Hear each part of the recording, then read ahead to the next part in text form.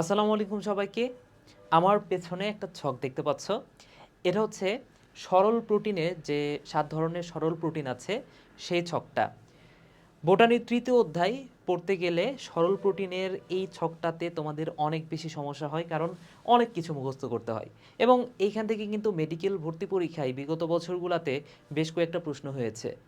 তো আমি চেষ্টা করব এই পুরা ছকটাকে কিভাবে মনে রাখা যায়। আহ, আসলে মনে রাখার কোনো ছন্দ বা শর্টকাট ট্রিক্স দিব না। আমি জাস্ট তোমাদেরকে এই বিষয়টা পড়ায় দিব এবং একটু সহজ করে পড়ানোর চেষ্টা করব, যাতে তোমাদের বিষয়গুলো একটু মনে থাকে।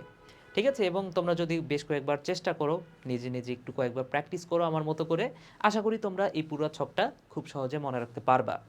আচ্ছা, আমাদের যেই কাজটা করতে হবে সেটা হচ্ছে এখানে যে সরল প্রোটিনের নামগুলা, এটা তোমার ফার্স্টে মুখস্থ করে নিতেই হবে ভাইয়া। এখানে কোনো ছাড় নাই।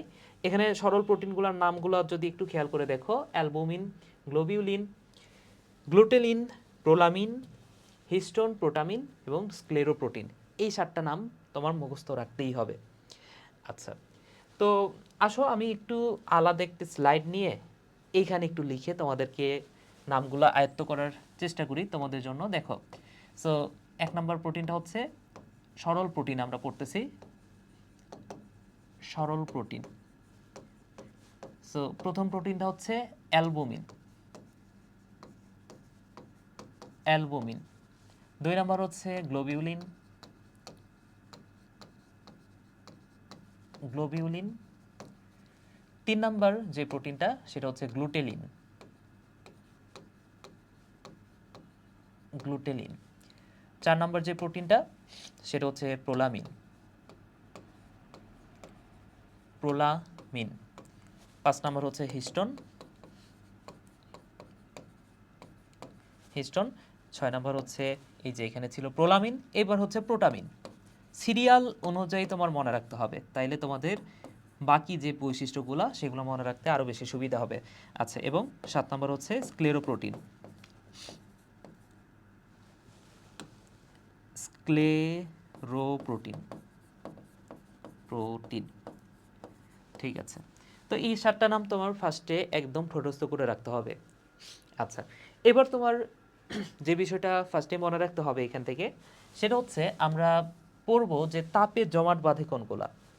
সো তাপে জমাট বাঁধে কোনগুলা সেগুলো আমাদের একটু জানতে হবে। তাহলে তাপে তাপে জমাট জমাট কোনটা বাঁধে এবং কোনটা বাঁধে না সেটা আমাদের জানতে হবে। সো এটার জন্য যেই কাজটা করতে হবে বা যে কথাটা তোমার মনে রাখতে হবে, মনে রাখো এই যে অ্যালবুমিন এবং গ্লোবিউলিন, এই দুইটাই দেখা যায় ডিমে। এখন ডিমের তো দুইটা অংশ, একটা হচ্ছে ডিমের সাদা অংশ এবং আরেকটা হচ্ছে ডিমের কুসুম।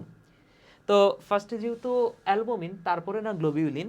ডিমের ক্ষেত্রেও দেখো ডিমের সাদা অংশটা ফার্স্টে থাকে, তারপরে কুসুম থাকে, তাই না? সো ফার্স্টে অ্যালবুমিন, গ্লোবিউলিন, তাহলে ডিমের সাদা অংশ ফার্স্টে, তারপরে ডিমের কুসুম। So albumin. আচ্ছা, প্রথম কথা হচ্ছে জাস্ট এত কিছু মনে রাখার দরকার নাই, জাস্ট মনে রাখো অ্যালবুমিন, গ্লোবিউলিন এই দুটাই পাওয়া যায় ডিমে। এই দুটাই পাওয়া যায় ডিমে। আচ্ছা, এখন তাপে জমাট বাঁধে কোনটা? ইজিলি মনে থাকার কথা না। এখন আমরা তো জানি যে ডিমকে তাপ দিলে জমাট বাঁধে, তাই না? তার মানে কি, এই অ্যালবুমিন এবং গ্লোবিউলিন এই দুটাই আসলে তাপ দিলে জমাট বাঁধে, বাকিগুলা তাপ দিলে জমাট বাঁধে না। তাহলে এইখান থেকে কিন্তু একবার প্রশ্ন হয়েছিল যে কোনটা তাপে জমাট বাঁধে বা বাঁধে না। এখান থেকে একবার মেডিকেলে প্রশ্ন ছিল। আচ্ছা, এরপরে যে ইনফরমেশনটা জানতে হবে সেটা হচ্ছে পানিতে দ্রবণীয়তা। পানিতে দ্রবণীয়তা।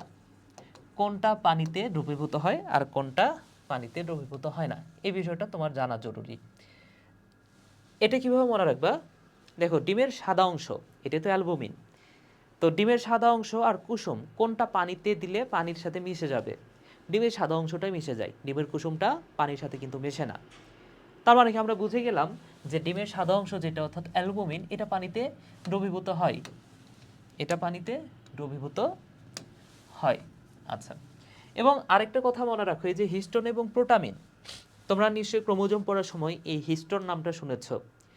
এই হিস্টোন এবং প্রোটামিন অর্থাৎ শেষের 5 এবং 6 নাম্বার, এই দুইটা পাওয়া যায় নিউক্লিক অ্যাসিডে। এই কথাটা মনে রাখো। সো এইটা কোথায় পাওয়া যায় ভাইয়া?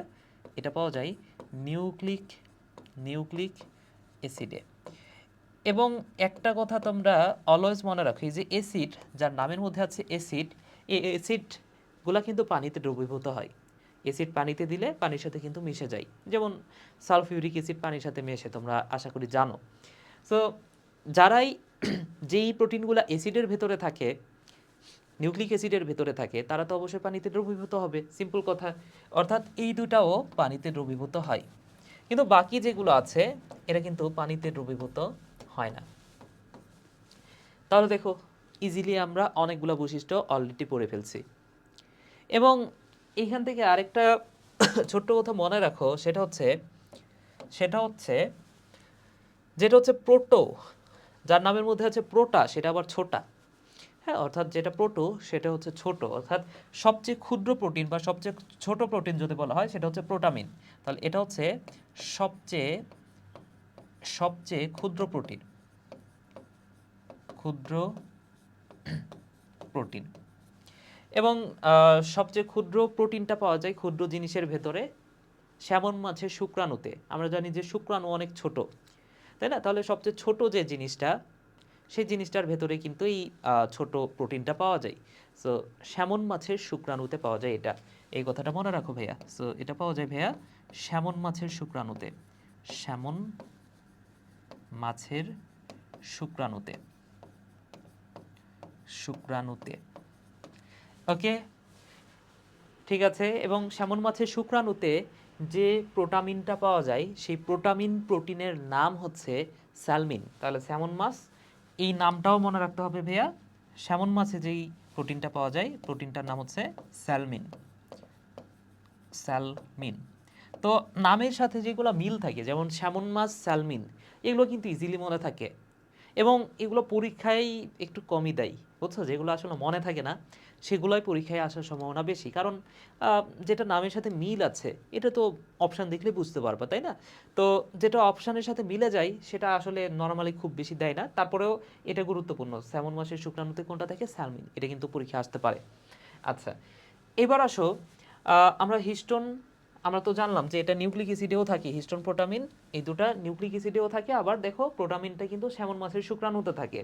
তো হিস্টোন প্রোটিন নিয়ে আমাদের হিসাব শেষ, এটা নিয়ে আর কিছু পড়তে হবে না আমাদের, এই দুটা শেষ। স্ক্লেরোপ্রোটিন নিয়ে কয়েকটা কথা একটু জানতে হবে। সেটা হচ্ছে স্ক্লেরোপ্রোটিন, স্ক্লেরোপ্রোটিনের মধ্যে যেটা চামড়ায় থাকে, চামড়াতে যেই স্ক্লেরোপ্রোটিনটা থাকে সেই স্ক্লেরোপ্রোটিনটার নাম হচ্ছে কোলাজেন, কোলাজেন। আচ্ছা, এরপরে মনে রাখো যেটা হচ্ছে নখ, তারপরে চুল, শিঙে থাকে, সেই স্ক্লেরোপ্রোটিনটার নাম হচ্ছে কেরাটিন, কেরাটিন। এবং আরও একটা স্ক্লেরোপ্রোটিন আছে, দেখো আরও একটা স্ক্লেরোপ্রোটিন আছে যেটা হচ্ছে হাড়ে থাকে। আমরা জানি হাড়ের সাথে টেন্ডন থাকে, তাই না? সো এই টেন্ডনটা মনে রাখো। আর একটি স্ক্লেরোপ্রোটিন হচ্ছে হাড়ে থাকে, এবং হাড়ে যে স্ক্লেরোপ্রোটিনটা থাকে সেটা হচ্ছে টেন্ডন, টেন্ডন। তো হাড়ের টেন্ডন থাকবে, এটা তো আশা করি জানো তোমরা। ঠিক আছে, নখ, চুল, শিঙে থাকে কেরাটিন, আর চামড়া, মাংসে কিন্তু এই কোলাজেনটাই থাকে। ঠিক আছে, তাহলে দেখো আমাদের শেষের যে তিনটা আছে, এই তিনটা আমরা খুব সহজে পড়ে ফেললাম। এই তিনটা তোমার আমি যেভাবে পড়াইলাম এভাবে একটু মনে রাখার চেষ্টা করবা, এটা একটু মুখস্থ বিদ্যার মতো। এই তিনটাও একটু এক্সট্রাভাবে মনে রাখার চেষ্টা করবা। ঠিক আছে, এবার আমাদের বাকি আছে এই যে প্রথম চারটা, এই চারটার মধ্যে এই যে 3 নাম্বার এবং 4 নাম্বারটা, এই দুটা আমরা একসাথে পড়তে পারি। সো 3 নাম্বারে কি ছিল ভাইয়া? 3 নাম্বারে ছিল গ্লুটেলিন, গ্লুটেলিন। এবং 4 নাম্বারে ছিল প্রোলামিন, প্রোলামিন। আচ্ছা, এগুলাতে কোন প্রোটিন পাওয়া যায় সেটা আমাদের জানতে হবে মেইনলি। তো আমাদের প্রধান খাদ্য কোনগুলা বলো তো? চাল, মানে আমরা ভাত খাই, তাই না? তো ভাত হচ্ছে আমাদের প্রধান খাদ্য। তো চালে পাওয়া যায়, মানে প্রধান খাদ্য যেগুলা, প্রাইমারি খাদ্য যেগুলা, সেগুলা পাওয়া যায়, সেগুলাতে পাওয়া যায় এই যে গ্লুটেনিন প্রোটিনটা। অর্থাৎ আমরা চাল খাই, চাল হচ্ছে আমাদের প্রাইমারি খাদ্য। এছাড়া আমরা গমের রুটি খাই, তাহলে চাল আর গম এই দুটো হচ্ছে প্রাইমারি খাদ্য হিসেবে আমরা ধরতে পারি। এবং গম অনেকে আবার খায় না, অনেকে সেকেন্ডারি খাদ্য হিসেবে খায়। সো সেকেন্ডারি খাদ্য যেগুলো সেগুলো হচ্ছে প্রোলামিন, এর মধ্যে গমটাও আছে। এছাড়াও ভুট্টাও আমরা সচরাচর খুব বেশি খাই না, তার মানে কি এটাও সেকেন্ডারি একটা খাদ্য। এবং জব বা বার্লি, জব বার্লি, তাহলে গম ভুট্টা জব, গম ভুট্টা জব এইগুলোতে পাওয়া যায় প্রোলামিন। ঠিক আছে ভাই? তাহলে ধান মানে চাল আর গমে পাওয়া যায় হচ্ছে গ্লুটেনিন, আর প্রোলামিন পাওয়া যায় গম ভুট্টা জবে। এখন প্রোটিনটার নামটা মনে রাখতে হবে, এটাই কঠিন বিষয়। ঠিক আছে, ভয় পাওয়ার কিছু নাই, নামগুলো সহজ আছে। দেখো, চালে পাওয়া যায়, আমরা জানি যে ধানের বৈজ্ঞানিক নাম কি, অরাইজা সাটিভা। তো এই অরিজা থেকে অরাইজেনিন, এই নামটা মনে রাখো। তাহলে এটা হচ্ছে অরাইজেনিন, অরাইজেনিন। এবং গমে পাওয়া যায়, গমে পাওয়া যায় গ্লুটেনিন। তাহলে নাম দুইটা একটু খেয়াল করে দেখো, এখানে ছিল লিন, এখানে হচ্ছে নিন, সিম্পল। আচ্ছা, এবং এইখানেও তো গম আছে, তাহলে এইখানে তো গ্লুটেনিন চলে গেছে। গম থেকে গ থেকে আরেকটা মনে রাখো, গ্লিয়াডিন। তাহলে ওইখানে যেহেতু গ্লুটেনিন চলে গেছে, এইখানে যে প্রোটিনটা তার নাম হচ্ছে গ্লিয়াডিন, গ্লিয়াডিন। আমরা জানি ভুট্টার বৈজ্ঞানিক নাম হচ্ছে জিয়ামায়াস, সেখান থেকে জেইন। তাহলে ভুট্টার বৈজ্ঞানিক নামটা মনে রাখো ভাইয়া, সেটা হচ্ছে জেইন। এবং জব বা বার্লি, জব বার্লির বৈজ্ঞানিক নাম হচ্ছে, জবের বৈজ্ঞানিক নাম হচ্ছে হর্ডিয়াম ভালগার। তো ওই যে হর্ডিয়াম, হর্ডিয়াম থেকে হর্ডিন, তাহলে জবের বৈজ্ঞানিক নামটা হচ্ছে ভাইয়া হর্ডিন, এই নামটা মনে রাখো। তাহলে দেখো আমাদের কিন্তু 3-4 শেষ, আমাদের কিন্তু এই যে গ্লুটেনিন এবং প্রোলামিন এই দুটো কিন্তু অলরেডি শেষ, এই দুটো কিন্তু আমরা পড়ে ফেলছি। আমাদের বাকি আছে 1 এবং 2। তো 1-2 আমাদের একটু একটা এক্সট্রা স্লাইড নিয়ে নিই, এইখানে আমরা পড়ি। তাহলে 1 নম্বর কি ভাইয়া? 1 নম্বর হচ্ছে অ্যালবুমিন, 1 নম্বর হচ্ছে অ্যালবুমিন, অ্যালবুমিন। এবং 2 নম্বর হচ্ছে গ্লোবিউলিন,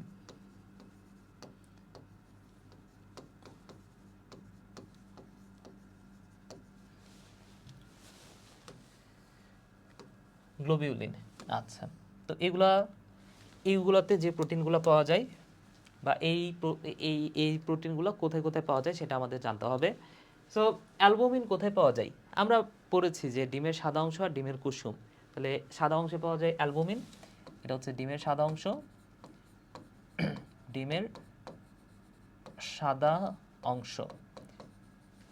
এবং এই গ্লোবিউলিন পাওয়া যায় ডিমের কুসুমে, ডিমের কুসুমে। আচ্ছা, এইখান থেকে একটা কথা মনে রাখো, এই যে অ্যালবুমিন নামের মধ্যে আছে অ্যালবা, এই অ্যালবা কথাটার অর্থ কিন্তু সাদা ভাইয়া। ঠিক আছে, এই যে ডিমের সাদা অংশ যে আমি বলতেছি, এখানে অ্যালবা, অ্যালবা কথাটার অর্থও কিন্তু সাদা, অর্থাৎ সাদা যে জিনিসগুলা সেই জায়গাগুলো থেকে কিন্তু পাওয়া যায় অ্যালবুমিন। যেমন আর কি সাদা আছে? দুধ সাদা, তাই না? তাহলে দুধেও কোনটা পাওয়া যায়?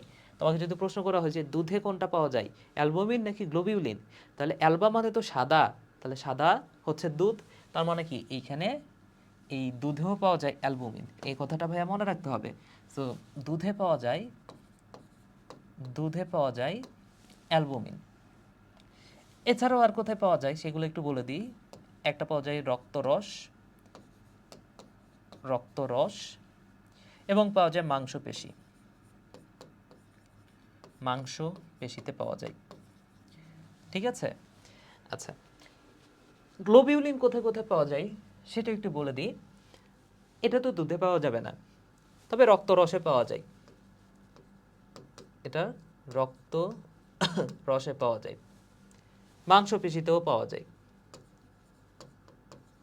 মাংস পেশিতেও পাওয়া যায় এটা। এছাড়াও কোথায় পাওয়া যায়? আরেকটা হচ্ছে চোখের লেন্সে, চোখের লেন্সে পাওয়া যায়।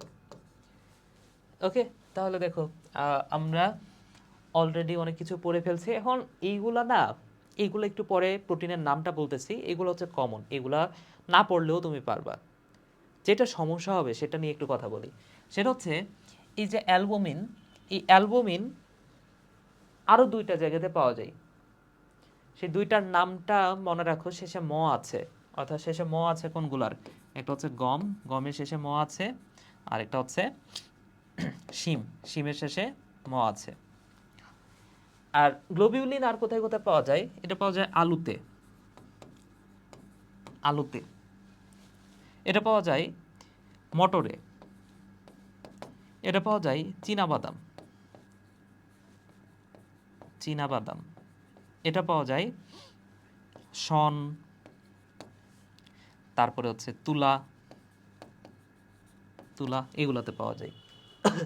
ঠিক আছে, সমস্যা হবে এই যে শেষের যেগুলা লিখলাম এগুলা নিয়ে। কেন সমস্যা হবে? আচ্ছা, ওপরেরগুলা নিয়ে কেন সমস্যা হবে না সেটা একটু বলে দিই। দেখো, ডিমের সাদা অংশ, আমরা জানি যে ওভাম মানে হচ্ছে ডিম। তাহলে ওভামে যে অ্যালবুমিনটা পাওয়া যায় সেটার নাম কি হবে? ওভালবুমিন, তাই না? তাহলে ডিমের সাদা অংশ, এইখানে যে অ্যালবুমিনটা পাওয়া যায় তার নাম কি? ওভালবুমিন। ওভাল, ওভালবুমিন। আর এখানে হচ্ছে গ্লোবিউলিন, তাহলে ডিমের কুসুমে বা ওভামের যে গ্লোবিউলিনটা সেটাকে আমরা কি বলতে পারি? ওভোগ্লোবিউলিন, ওভোগ্লোবিউলিন, সিম্পল। আচ্ছা, এরপরে দেখো রক্তরস। তো রক্তের একটা উপাদান হচ্ছে সিরাম, তাহলে রক্তরস এটা কি? Serum albumin. তাহলে সিরামে যে অ্যালবুমিনটা পাওয়া যায় সেটা হচ্ছে সিরাম অ্যালবুমিন,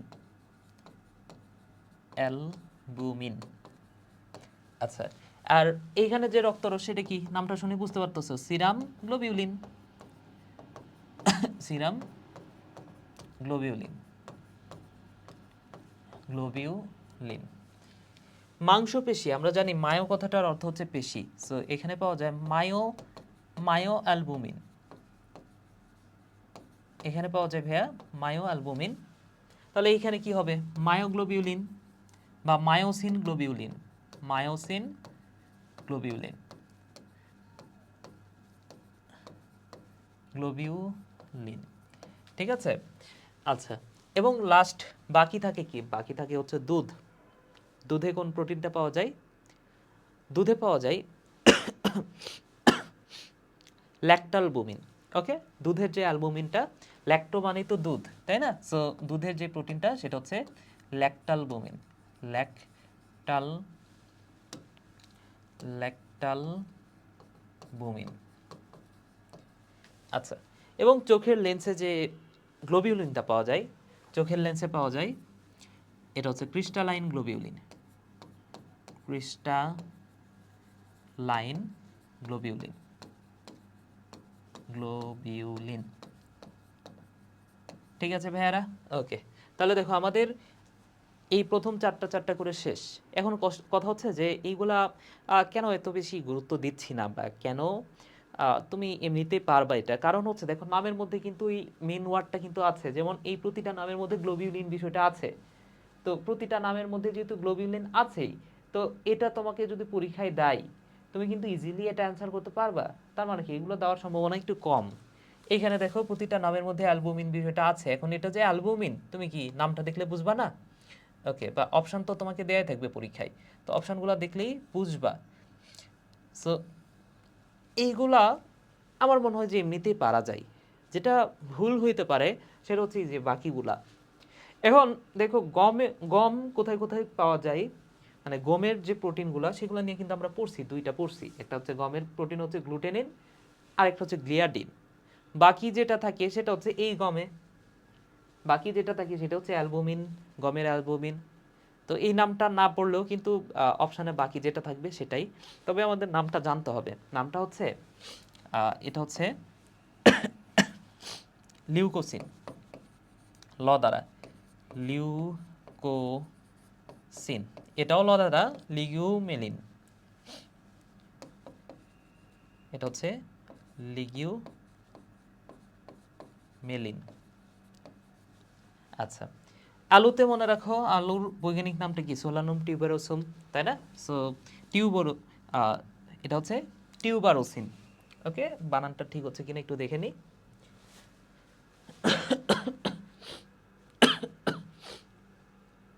আচ্ছা, কোথায় আলু, কোথায় ভাইয়া? আলু আলু আলু আলু, এই যে আলু টিউবেরিন, সরি টিউবারোসিন বলতেছি, টিউবেরিন। আলুতে থাকে ভাইয়া টিউবেরিন, টিউবেরিন। তাহলে ওই যে সোলানম টিউবারোসম, সেখান থেকে টিউবেরিন। মটর, মটরে কোনটা থাকে? মটর হচ্ছে লিগুলিন, তাই না? আচ্ছা, এখানে কি আছে আমি তো নিজেই ভুলে গেলাম, এই যে লিগুলিন। তাহলে মটর বীজে কি থাকে? মটর বীজে থাকে লিগুলিন, লেগুলিন। আচ্ছা, চীনাবাদামে এরাচিন, এরাচিন নামের মধ্যে আছে চিন, চীনাবাদাম চিন আছে। এবং সন্তুলাতে থাকে এন্ডোস্টিন, এন্ডোস্টিন। তাহলে দেখো আমাদের কিন্তু শেষ, আমাদের কিন্তু শেষ। সো একটু মুখস্থ করতে হবে, কিন্তু আমি অনেক কিছুর কিন্তু ট্রিক্স বলে দিচ্ছি। এবং এইটা যদি তুমি নিজে থেকে কয়েকবার প্র্যাকটিস করো, কয়েকবার যদি লিখো, আমার মনে হয় না যে এটা তোমার আর কখনো সমস্যা হবে। কিন্তু তুমি যদি জাস্ট মুখস্থ করতে যাও, তুমি যদি এই ছকটা দেখো তো ভাইয়া, এই ছকটা দেখে তুমি যদি জাস্ট পড়তে যাও, আচ্ছা আচ্ছা আচ্ছা, এই যে এটা এটা এটা এটা, তাহলে কিন্তু তুমি ভুলে যাবা, বা ভুল হওয়ার সম্ভাবনাটাই বেশি, মনে না থাকার সম্ভাবনাটা আরও বেশি।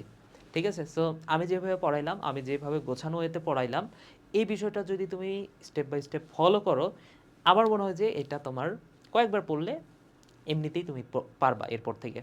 ঠিক আছে ভাইয়েরা, সবাই ভালো থাকো, সুস্থ থাকো, টাটা।